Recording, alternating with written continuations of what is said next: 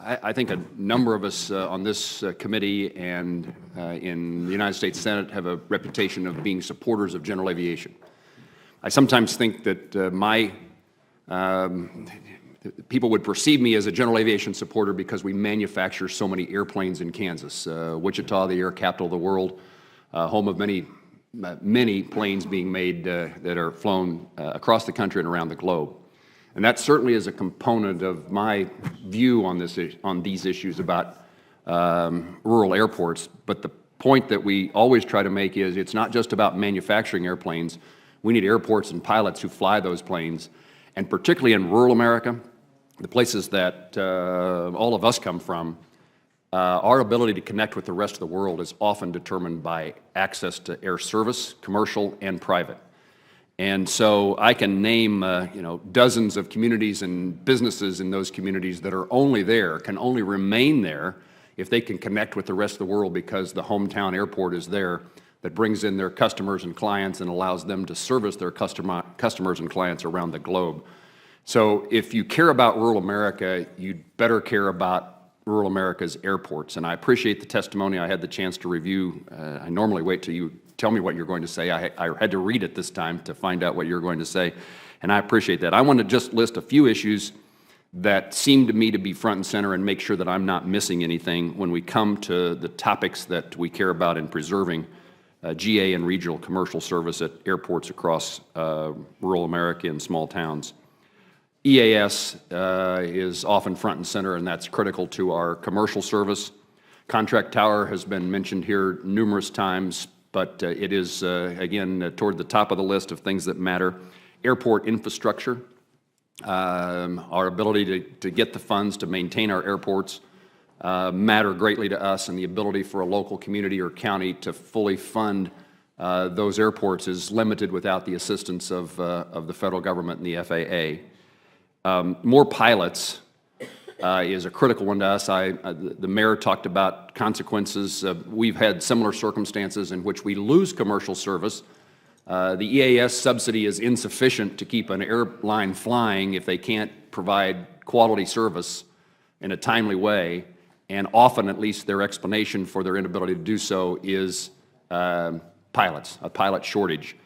And we need to make certain that our small airports, who through no fault of their own, don't lose essential air service funding because of a gap, or they don't receive the infrastructure funding because they have fallen in number of employments through no fault of their own. The airline just can't provide the service, didn't provide the service, or went away. So we need to have a period of time in which airports can recover, return to commercial service, and then finally,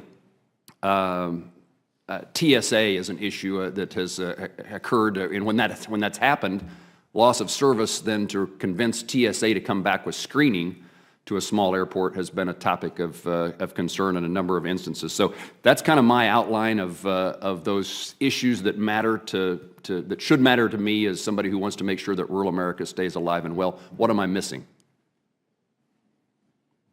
I like that answer. Then let me take my comments one step further. There is an issue that's pending. It's not the topic of this hearing, but the issue of privatization of air traffic control.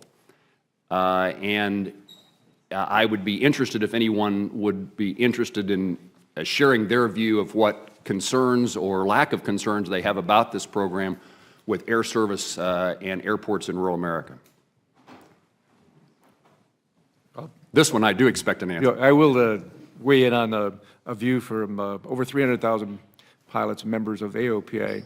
The air traffic control services, whether it be tower or en route, is a very effective system, and we don't get any complaints from our members from a general aviation and small business aviation factors on the current system as it's employed for moving those 200,000 plus general aviation aircraft out there today. So from our perspective, we just want to make sure there's no additional user fees that get impacted by whatever may come down the line. But from identifying the problem, we don't see the problem with the current air traffic control from a general aviation perspective. Thank you. Anyone else? Senator, I would, a couple of points. AAA does not have a position on the ATC nonprofit corporation. There's several concerns we have about the bill that was introduced last year in the House. Number one, we need to make sure the AIP program, Airport Grant Program, has a long-term viability to it for the small airports, as you mentioned, and Senator Cantwell mentioned. PFCs, pass facility charge, we think that needs to be adjusted. That would allow large airports to leverage their funds with the private investment. It also helps smaller airports because the bigger airports give back some of their entitlement funds to the small airports. The governance of the ATC board, the bill introduced last year in the House did not have an airport representative, and we just think it's critically important to make sure that airports are represented on this board that's going to potentially manage the air traffic control system. It's not only about the airspace, it's about what's on the ground as well. And the last thing, we got to make sure there's a protection for the contract tower program. As you mentioned, and as Senator Cantwell mentioned, a very, very important program for rural America, small airports. We need to make sure that program is viable in the future if Congress moves forward with the corporation. Mayor, I don't know whether you have anything to say. Mr. Chairman, I would ask unanimous consent. I have a letter from that's addressed to the Chairman Thune and Ranking Member Nelson from 150 mayors across the country who expressed concern with this issue, and I'd ask unanimous consent that it be made part of the record. Without objection.